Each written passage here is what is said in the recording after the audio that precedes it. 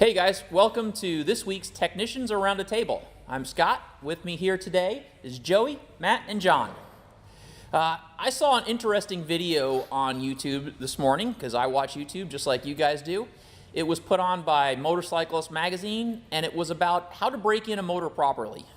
And what they did was took a Honda 350 small single-cylinder motor and rebuilt it.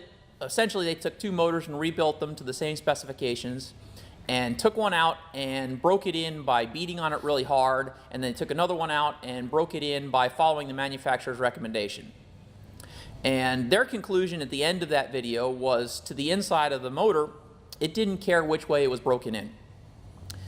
Now, I see videos and things like this all the time, and of course guests come in and some people say break it in like you stole it, ride it like you stole it.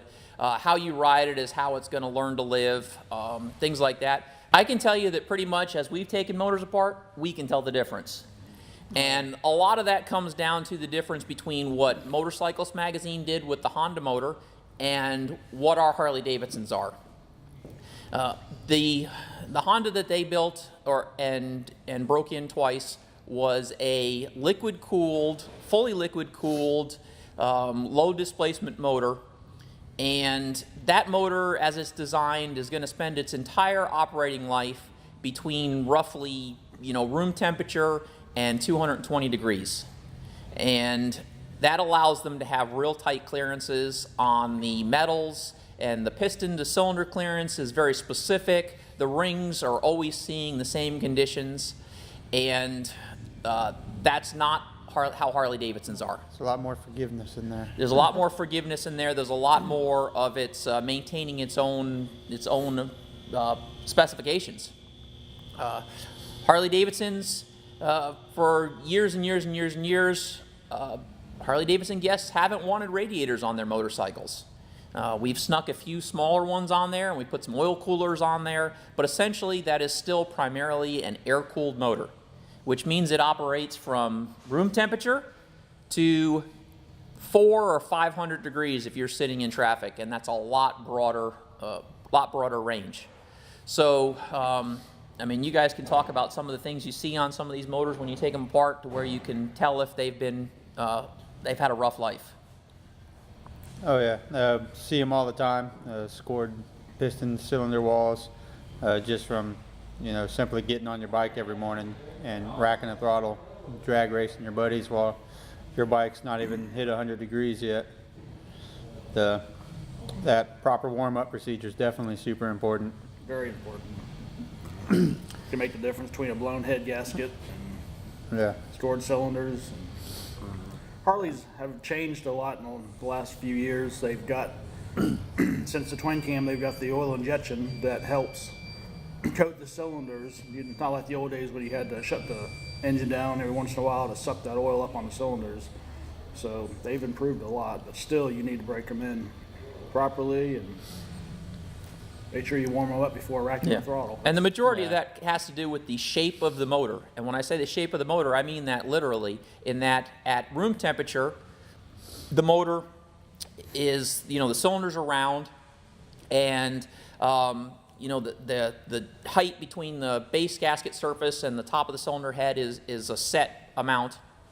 And then when you start that motor up, there's going to be more heat around the combustion chamber, so the parts right there by where the actual explosions inside your motor are happening will heat up a lot faster and a lot quicker. And when a metal heats up, it gets bigger. So you've got parts of the engine that are getting bigger, while parts of the engine are still their cool temperature. So for a while, they're going to have this kind of twisted, not exactly round, not exactly square shape, until it gets up to designed operating temperature, which on our motorcycles is somewhere roughly, 240 to 310 degrees or so. That's kind of where they're designed to be round and true and square and all that kind of thing. So until the whole motor reaches that temperature, it's not. Your parts aren't even fitting together. Yeah, your parts don't fit together right. Good. Yeah, that's a good way of putting it, Matt. And then once you get above that temperature, now things are heating up. The different metals, there's steel in there, there's aluminum in there. They heat up at different rates. So as it gets above that temperature, those rates of expansion are different again. So you start to get into strange wear when you're sitting in traffic with no airflow over your motor. So basically, after watching that video, I just kind of wanted to make sure that nobody went online and saw a similar video or heard a similar story and is actually out there hurting their engine right now. And just be aware that as you're doing it, the engine is growing and it's coming to shape until it's fully warm from top to bottom, including the oil. So in those periods, you want to take it a little bit easier, not be out there blasting the throttle and doing whole shots, and or just sitting there and revving the bike and listening to the pipes, sitting there, rumba, rumba. That's not something you want to be doing when the engine's not up to shape. So in a whole, we can see the differences when we take apart these engines as to which engines have been warmed up properly and treated with respect, and which guys are just, firing them up at the bar and doing a whole shot as they leave. Yeah. Over time, that takes a toll on your motor. So if you want to make your motor last long, heat it up gently, and then treat it nice. You can get on them pretty good once they're up to shape. But until then, be nice to it, and it'll be nice to you. Did they say how many miles they put on those bikes? They actually did the full test. I think they put 2,000 miles on each of those motors. And probably a little early too. I'd like to see them tear both of them down after 30,000 miles and see if there's a difference then too. Yeah. As you break it in, what's the best way to break it in from 0 miles up to its first 1,000-mile service essentially? How do you want to break that in? And I think the most important thing is, once again, be aware of this temperature effect, that is going to be even more accentuated as the bike is new. But in there, the most important thing, the part that's breaking in the most, is the piston rings to the cylinder walls. And if they break in best when they have a certain amount of pressure behind them, which means there has to be combustion going on. There has to be a load above the piston, and that gas is what actually presses the ring out against the cylinder walls. It's not just the springiness of the rings. Yeah. So that's why you hear, you read your owner's manual or something like that, it will tell you not to maintain a steady RPM, because if you're on the highway at 55 miles an hour, you're in the RPM range and everything that they recommend, but essentially at that you're using so little actual horsepower to drive your motorcycle that there's very little actual combustion, very little cylinder pressure going on at that RPM. So the rings are just kind of gliding along the cylinder walls and they can get glazed up. And that's why you slow down and speed up. The best thing to break your motorcycle in on is like a curvy kind of mountain backwoods road.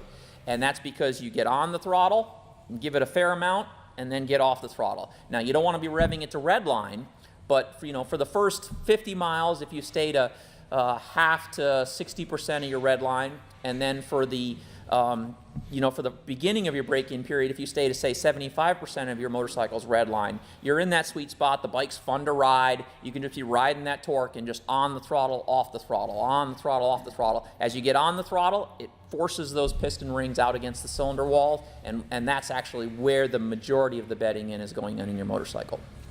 Especially in Florida, you want to avoid a lot of stop-and-go traffic when an engine's new, because it's going to build up heat. And also, lugging the engine, being too high a gear for your RPMs will actually create heat. And heat is a very, very bad thing for your engine. Can be. Yeah, especially an air-cooled one that's sitting in traffic. Right. And I just want to say thank you to all the people that have responded to our videos. We appreciate the feedback, appreciate the comments. It's good to see you guys out there paying attention, so thanks, and continue with that. I think that... One more thing. I had a customer ask, is it a good idea to use the function that Harley has that drops a cylinder every other revolution at idle? Is that good to do during the break-in procedure? During the break-in procedure, whether it's specifically different, that's actually a good question. They come with it on. I think it comes down to how you're riding the motorcycle. If you are getting that rear cylinder shutting off and acting as an air pump is designed to cool the whole motor. It allows the oil in that cylinder to cool. It allows, you know, it's there to cool the motor. And it's there for a reason. It helps with their warranty claims. It helps the motorcycles live longer. It reduces the heat to the rider also. So if you're in a position where your motorcycle is getting warm, then that's a good thing. I would recommend in break-in time, though, you should never be riding to where that's actually it's more of a good indicator of, oh, hey, I need to change my riding style for my new motorcycle, in that if that's coming on, you are overheating your new motorcycle, and I would not recommend that for break-in. How's that? Sounds good. All right.